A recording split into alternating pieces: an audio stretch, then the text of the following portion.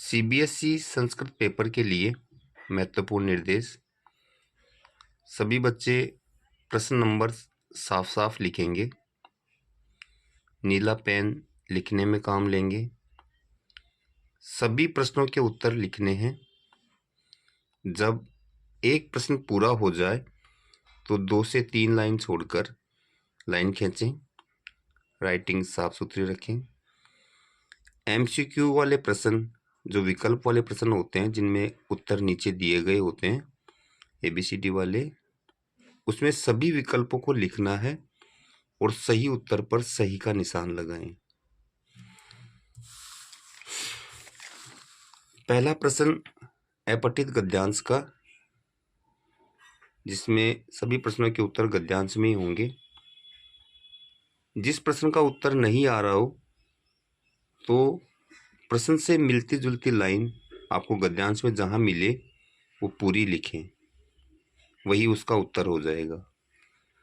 शीर्षक का प्रश्न 1 नंबर का होगा। शीर्षक गद्यांश जिसके बारे में बताया गया है वो आपको लिखना है और शीर्षक 2 या 3 शब्दों से ज़्यादा ना हो। प्रश्न नंबर 2 प्रार्थना पत्र का होगा, जो 5 नंबर का होगा। पत्र या प्रार्थना पत्र में ब्लैंक या रिक्त स्थान दिए गए होंगे और नीचे टेबल या मंजूषा के अंदर शब्द दिए गए होंगे। उनको सही जगह जमा करके सही जगह लिखते हुए प्रार्थना पत्र को दोबारा से पूरा लिखना है। प्रश्न नंबर 3 चित्र वर्णन का होगा। ये 5 नंबर का होगा और नीचे मंजूषा में दिए गए शब्दों का आप प्रयोग कर सके या साधारण 5 वाक्य बना सकते हैं। पहले भी बताया गया, चित्र वर्णन की पहली लाइन होगी इदम एकम ब्लैंक चित्रम अस्ति। यदि चित्र अकारांत है तो श जुड़ेगा, जैसे विद्यालय अकारांत तो विद्यालस्य, आकारांत है तो या कक्षाया। दूसरी, तीसरी, चौथी, 5वीं लाइन अस्मिन चित्रे ब्लैंक, जो उस चित्र में दिख रहा है वो क्रिया लिखनी है, काम लिखना है। नहीं आ रहा है तो अस्मिन चित्रे बालकः अस्ति, अस्मिन चित्रे छात्राः सन्ति। एक के लिए अस्ति, बहुत के लिए सन्ति।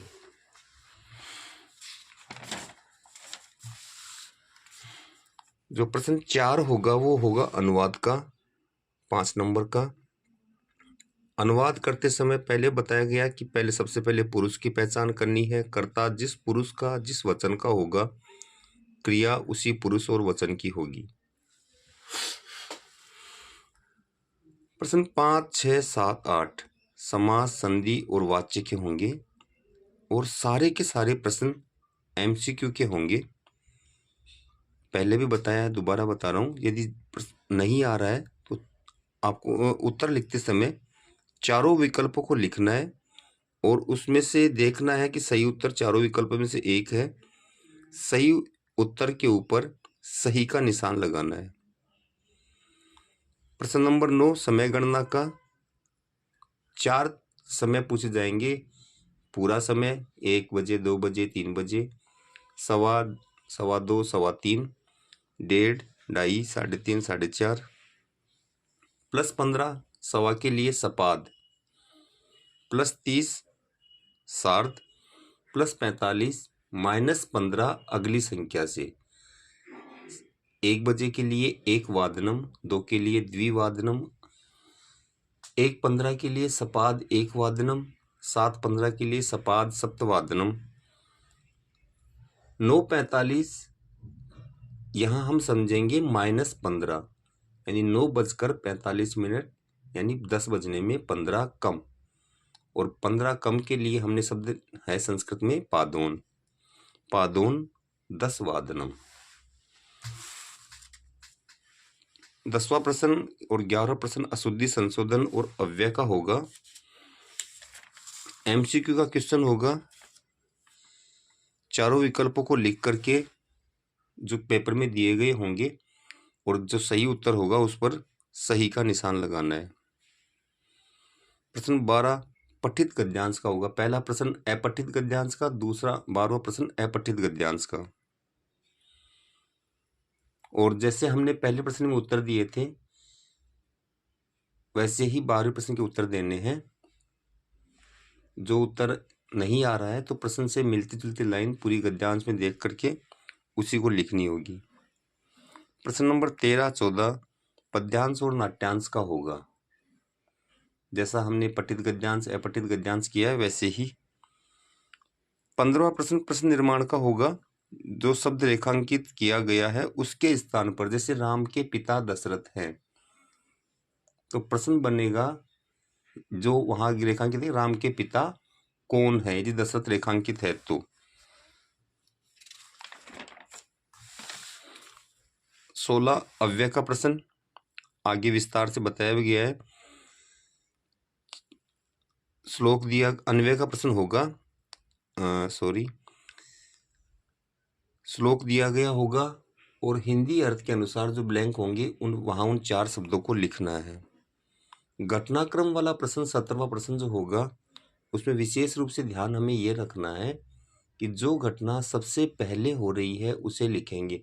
इसमें प्रश्न नहीं लिखना है, हमें केवल 8 लाइनें दोबारा क्रम से लिखनी है।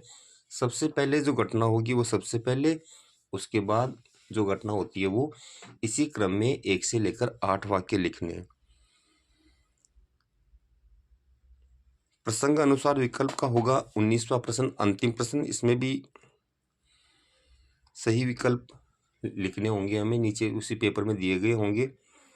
अधिकतर जो प्रश्न हैं हमारे उसके उत्तर आपको पेपर में ही मिल जाएंगे। एमसीक्यू वाले प्रश्न के उत्तर लिखते समय हमें विशेष ध्यान रखना है कि हमें सभी विकल्पों को लिख करके सही उत्तर पर सही का निशान लगाना है। कुछ समास के उदाहरण जो किताब में दिए गए हैं वो सारे बता देता हूँ आपको। या तो पूछा जाएगा मलेन सहितम का उत्तर होगा समलम, या समलम का मलेन सहितम। ये सारे एग्जाम्पल्स हैं जो आपकी बुक में हैं और इसी में से आपका प्रश्न आएगा।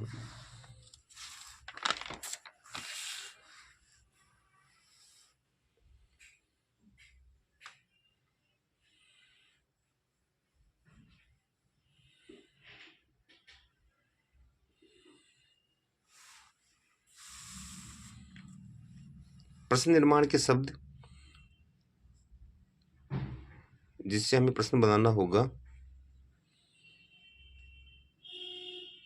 कदा का मतलब कब, कुत्र का मतलब कहाँ, कुतः कहाँ से, कति कितने, कथम कैसे। प्रत्यय हमें पहचान ये करनी है। यदि बुद्धिमान शब्द दिया गया है तो मतुप प्रत्यय होगा। श्रीमान मतुप, धीमान मतुप, मधुमान, कीर्तिमान। ठक प्रत्यय धार्मिक, कार्मिक, दैनिक जहां भी अंत में क आता है वहां ठक प्रत्यय होगा। त्वम जहां भी आ रहा है वहां पे त्व प्रत्यय होगा। जहां भी भाववाचक में पशुता, लघुता, गुरुता, जड़ता, समता तल प्रत्यय होगा। वतुप प्रत्यय की पहचान है बलवान, रूपवान, गुणवान, विद्यावान, ज्ञानवान, धनवान। ये वतुप प्रत्यय के उदाहरण है। आकारांत है बाला, प्रथमा, कोकिला, अश्वा, अजा, बालिका, गायिका। टाप प्रत्यय होगा। कत्वा प्रत्यय जहां अंत में त्वा हो, ज्ञात्वा, पठित्वा, हसित्वा, खादित्वा, नत्वा, स्मृत्वा। कत्वा प्रत्यय। तुमुन ज्ञातुम, नेतुम, क्रेतुम, हंतुम, मंतुम जहां भी अंत में तुम हो। लप प्रत्यय आगे उपसर्ग हो अंत में यह हो। विज्ञाय, आनीय, आदाय, संभूय, प्रणम्य, संपट्य। तय प्रत्यय में तय अंत में होगा। विसर्ग श्रुत है, गत है, दृष्ट है, पठित है, लिखित है, उक्त है। तय प्रत्यय के उदाहरण है।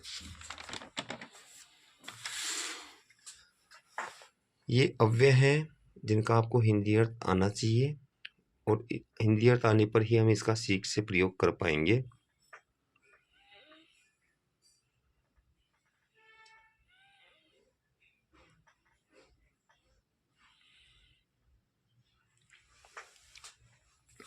समय लेखन का तो 4 नंबर का क्वेश्चन होगा, इसमें पूरा लिख दिया गया है। पूरे समय के लिए 1 वादनम, द्विवादनम, त्रयवादनम, पंचवादनम। 1:15 के लिए सपाद 1 वादनम, सपाद द्विवादनम, सपाद त्रिवादनम। 1:30 के लिए सार्ध आधे के साथ सार्ध एकवादनम, सार्ध द्विवादनम, सार्ध चतुर्वादनम, सार्ध पंचवादनम। और जहाँ गलती होने के साथ ज़्यादा होते हैं 1:45, तो इसमें हमें देखना है -15, यानी अगली संख्या से 15 कम। 45 के लिए या -15 के लिए हम शब्द करेंगे पादोन, और जिस संख्या से कम है वो 1:45 के लिए पादोन द्विवादनम, 2:45 पादोन त्रिवादनम, 6:45 पादोन सप्तवादनम। चित्र वर्णन का पहली लाइन होगी, पहले बताया था इदम एकम। यदि अकारांत शब्द है तो श जुड़ेगा, जैसे विद्यालय से। आकारांत शब्द है तो या, वाटिकाया। दूसरी, तीसरी, चौथी, पांचवी लाइन होगी अस्मिन चित्रे, अस्मिन चित्रे, अस्मिन चित्रे। जो चित्र में दिखाई दे रहा है वो एक वचन के लिए अस्ति और बहुवचन के लिए संति। एक लाइन हम ये भी, इदम चित्रम बहु सुंदरम अस्ति। इसमें हमें कुछ भी जोड़ना नहीं पड़ेगा, ये लाइन पहली लाइन और ये अंतिम लाइन आसान से हमारा काम हो जाएगा।